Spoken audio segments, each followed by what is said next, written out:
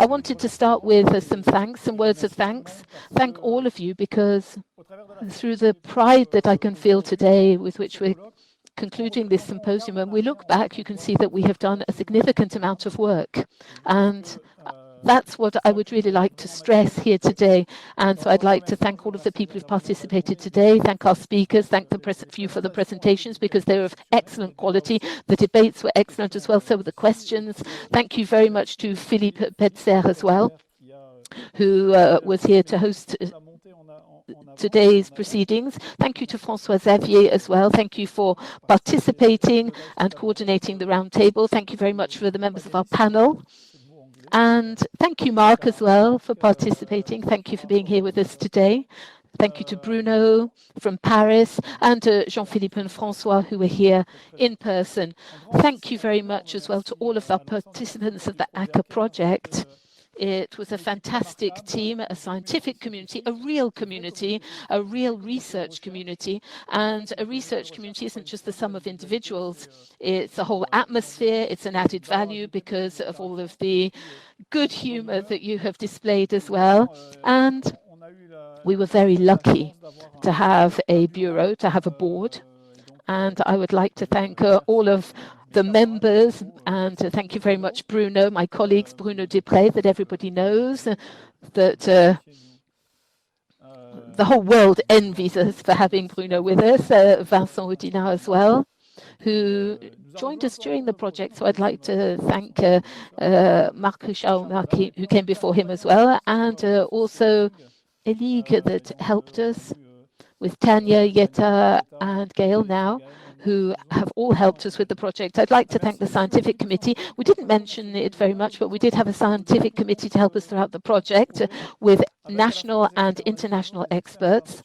And so they helped us because initially they did ask us a lot of questions about the way in which we were going to work. And it's important to have that type of feedback. It's important to have an independent scientific committee. And I would like to mention the contribution of Mr. McGrath from the United States, who was there throughout the project. And I'd also like to thank other people for participating and for their work. This is something we've already said, but work is shown via results. And when you design a project, obviously, when we apply for a project, we need funding, but it's almost like a list of promises. So we lay down our hypotheses, and it's very rare that we give the most pessimistic ones. And we like to show an optimistic story when we apply for funding. And so this time we kept all of our promises. And we kept all of our promises because a huge effort was made, technically speaking, but also a lot of personal investment, remarkable individual investment. And on a personal level, there were 2 times when I was asking myself huge questions. And if I remember rightly, it was during 2017 when we were producing lots of hybrids, and we found ourselves with problems with bacteria that were difficult to control. And Karine really did step up to the plate, and you saw the volumes of experiments that were carried out as well. We've spoken a lot about the number of hybrids, the number of locations and plots, but that means that if we had in 2018, 2019, we had over 60 hectares to manage with small plots of a few square meters in each of those. So you can imagine the personal investment that required, and a lot of cold sweats as well for the people who were having to run all of those projects. So that was the first thing. The second remarkable aspect about the work that was done, and there's one key thing that I wanted to mention, concerns the essential role of the genetic diversity that is available. Now, we mentioned 8,000 earlier on, but we can't show you or represent what that means in numerical terms, and also the type of equipment that people had to use. I don't know whether the camera can turn around. Now, I don't know whether you can see what's at the bottom here of the stand, but one of the sugar beets that was used amongst the 16 final accessions, and you can see this one here. This is the one that we've got here. Now, it's difficult to think of the objectives for the future. We're not just talking about pests and yellows, but in the future, we're counting on all of this genetic material. We've got to see how we characterize it, how we use it, how we preserve it as well. And genetic diversity is a guarantee for the future. And genetic diversity is just one of the components of biodiversity as well. Biodiversity is sometimes experienced as putting pressure on people, but in actual fact, biodiversity is a source of solutions for us for the future. And so that is what causes this duality with regards to the question that we mentioned during the round table.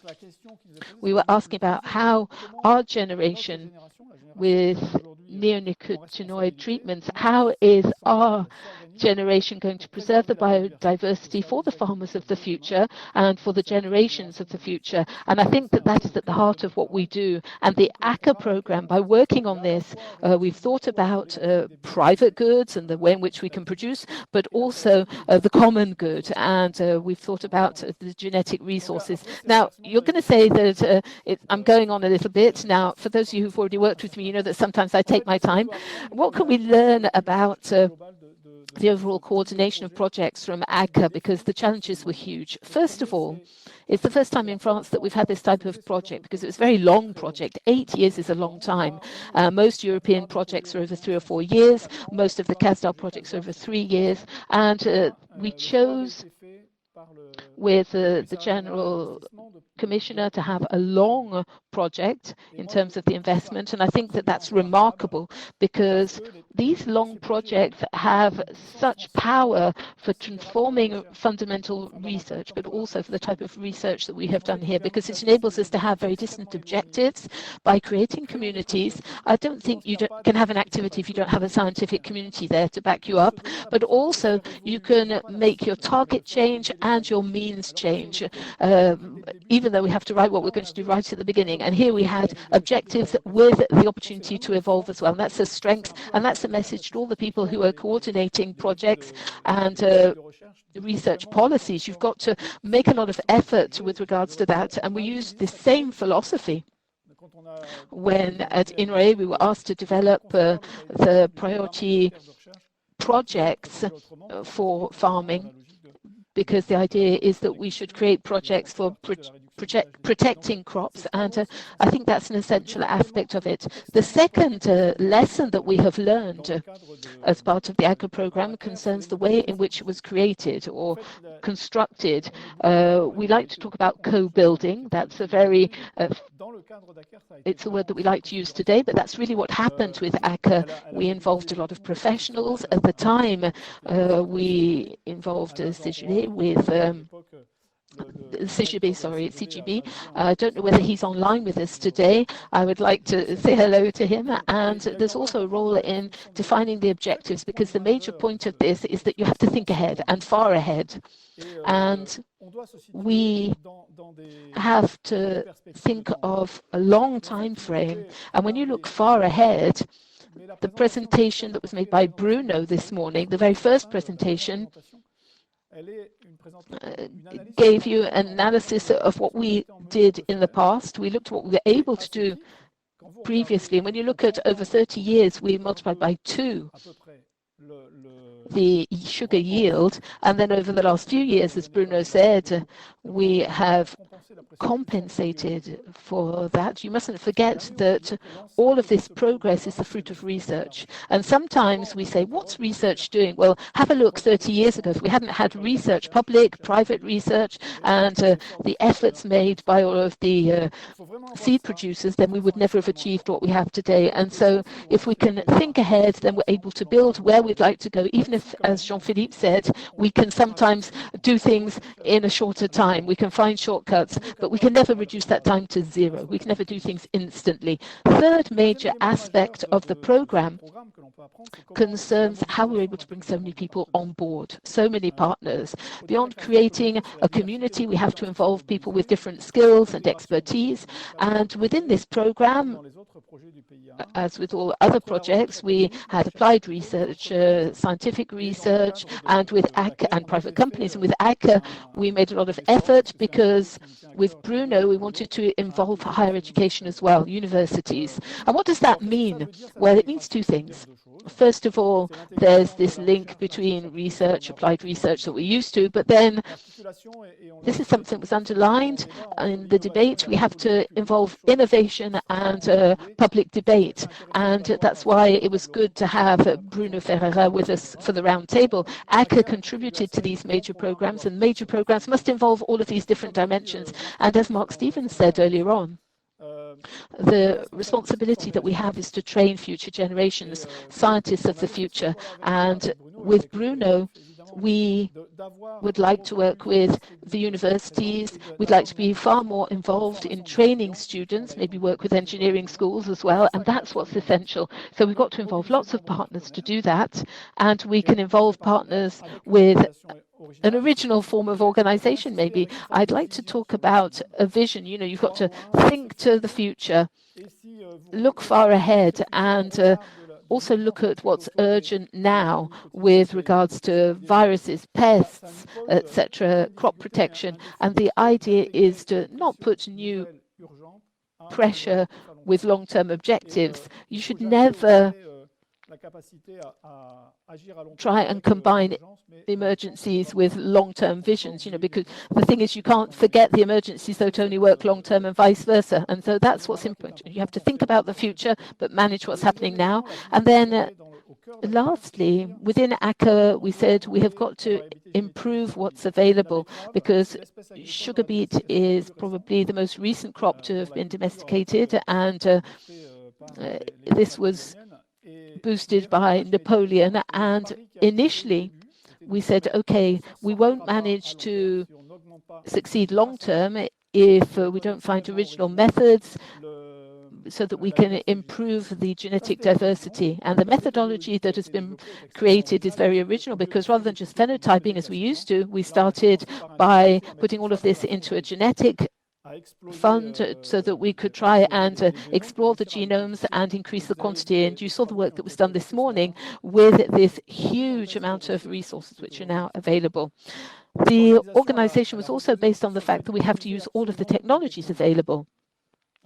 And as was displayed by Fabienne earlier on, there have been some fantastic innovations that we hadn't even imagined when we started the program, and we've got to therefore change our way of working as well. And that's the advantage of this type of program, because we can evolve as technologies evolve too, and we can learn how to use new technologies and say, okay, we're going to head in this direction, but we don't know what technology is going to exist in the future. We have to optimize things as they arrive. Now, I think it's important to know about all of this because, as we said during the round table, technological breakthroughs aren't only going to help seed producers and breeders, but there are lots of other things that are going to be able to be provided for farmers and companies in the future, other services which are going to help them. Some of them are quite remarkable from my point of view, because we're talking about what's extremely big and extremely small, because you saw how we could measure the sugar content in real time, and then also other things that could help companies to decide what they're going to do in the future. And you saw that you could have that hand or that pocket spectrometer.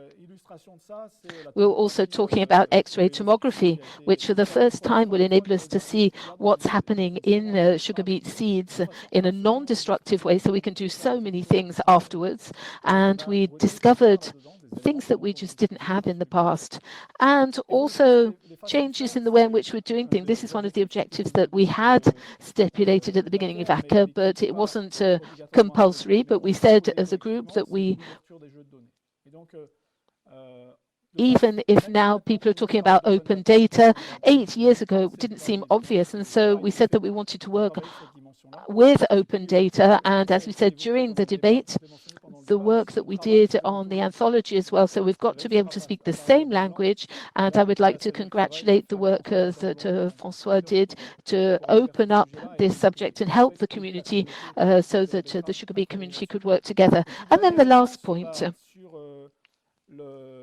with regards to the organization and the work that was done, communication. We decided to inform people permanently, inform all of the professionals of what was being done, and it was never just a promise. It was always communication based on facts and based on what we were doing at that time and what we hoped to obtain. And it enabled us to show that glass half full, because in France we always like to think that the glass is never full enough. And so here we're able to really demonstrate via this information exactly what we were doing, and therefore be more optimistic and illustrate and share things. And that was very, very successful. And Philippe was in charge of the AKER website, and we had dozens and dozens of meetings with people contributing, especially Bruno Desprez, who really did invest personally a lot. And, you know, I'm saying this if he allows me to do so.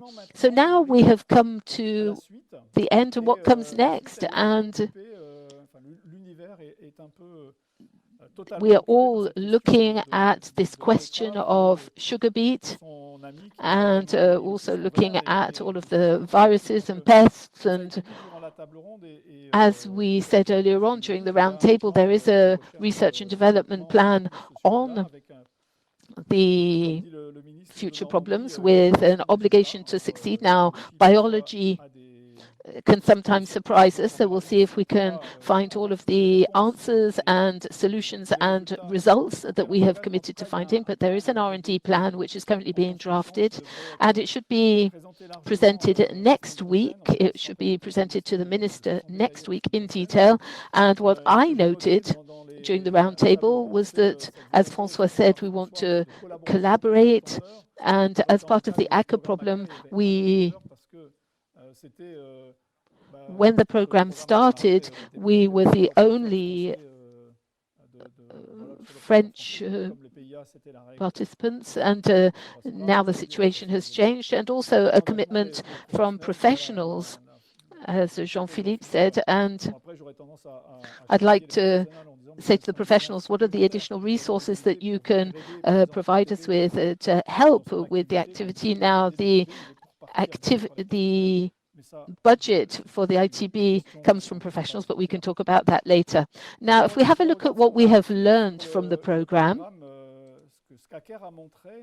what AKER has shown a way to do things. So I'd like to insist again on this, on the method. The scientific committee has addressed this in a very holistic way.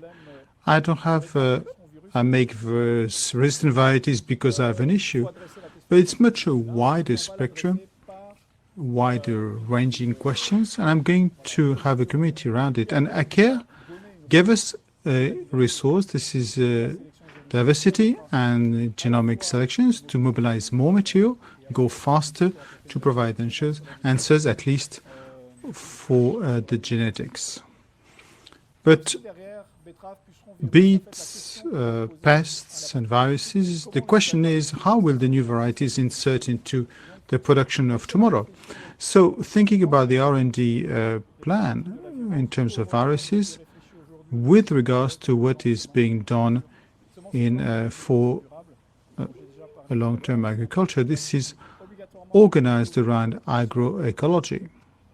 And the varieties will have to be in the new system. Systems have evolved, and inevitably will be done with less pesticides, given the pressure we have. And there are no questions to raise here, no doubt about the impact. So we have to mobilize more on landscapes that allow for it. So we should not at all think in terms of beet pests and viruses, that genetics is the only solution. It will be one among many solutions, a major one maybe, but in the R&D plan there'll be a major effect around that, but it can not be the only one for a simple reason. If you generalize one resistance on a territory and put it under pressure, it's going to break. So the service to render to genetics is to protect it. In the genetic resource is a common good, but it's rare. Resistant genes are rare, you have to use it at best.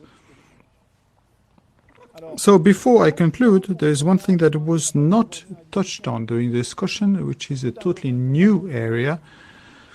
If you think about it, we talked about the variety, the plant, and the nuclear genome. We've put this, we let it grow and put in a milieu.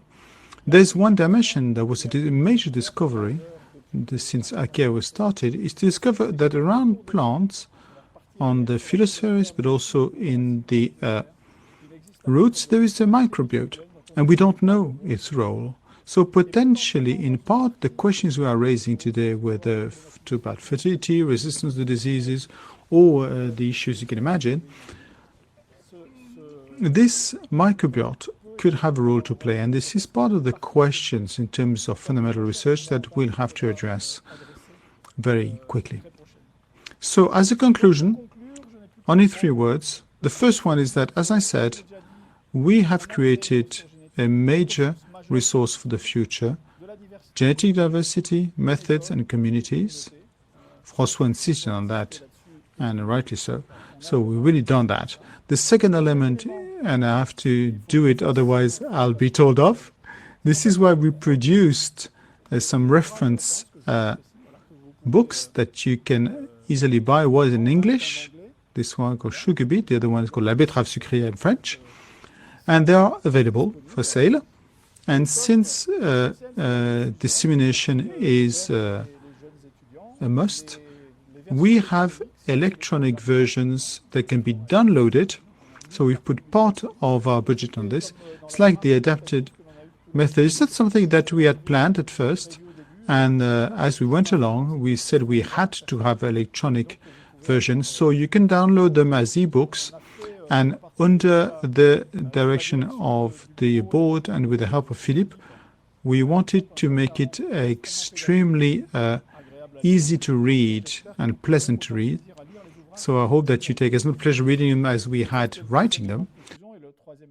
And the third element, to close the loop, is a big thank you to all of you for taking part in today's symposium and for the active collective, for the work that was done over 8 years. 8.5 years. Thank you very much, and we'll see you soon.